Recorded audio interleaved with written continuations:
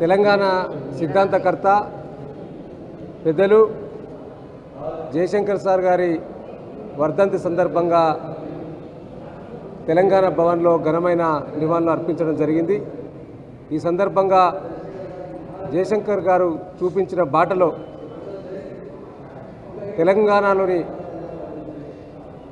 ఉద్యమకారులతో పాటు తెలంగాణ సమాజం అంతా కూడా వారి స్ఫూర్తిని తీసుకొని ముందుకెళ్తున్న సందర్భం। ముఖ్యంగా నాడు తెలంగాణ ఉద్యమంలో జయశంకర్ గారు మరి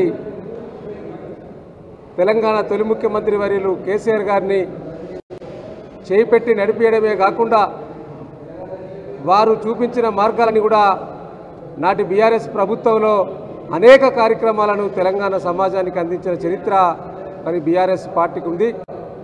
అదేవిధంగా ఇప్పుడు కూడా తప్పకుండా ఈ ప్రభుత్వం కూడా జయశంకర్ సార్ గారి ఆశయాలను కొనసాగించే విధంగా ఈ రాష్ట్ర ముఖ్యమంత్రి కూడా ఆ ఆలోచన చేయాల్సిన బాధ్యత కూడా వారిపైన ఉన్నది।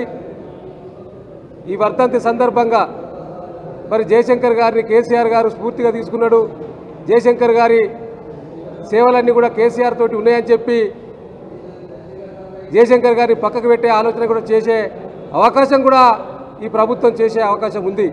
కాబట్టి మీ రాజకీయాలు ఏమైనా ఉంటే పక్కకు పెట్టండి, తెలంగాణ కోసం తప్పించిన మహానీయులను స్మరించుకోవడంతో పాటు వారు చూపించిన సన్మార్గాన్ని ముందుకు తీసుకెళ్లే విధంగా ప్రభుత్వంలోని పెద్దలు కూడా మరి ఆలోచన చేయాల్సిన బాధ్యత ఉంటుందనే విషయాన్ని సందర్భంగా తెలియజేసుకుంటూ మరి ఒక కాకతీయ నాటి విద్యార్థి నాయకునిగా నాడు మేమంతా కూడా ఉద్యమంలో కాకతీయ యూనివర్సిటీలో వారి స్ఫూర్తిని తీసుకొని మరి కాకతీయ యూనివర్సిటీ నాటి విద్యార్థి లోకాన్నంతా కూడా ఐక్యం చేసి మరి జేఏసీగా ఆనాడు తెలంగాణ కోసం పాటుపడిన వారిని కాబట్టి తప్పకుండా జయశంకర్ గారి స్ఫూర్తిని భవిష్యత్ తరానికి అందించే విధంగా మరి పాటుపడతామనే విషయాన్ని మరొకసారి తెలియజేసుకుంటూ వారికి ఘనమైన నివాళులు అర్పిస్తూ ఉన్నాం।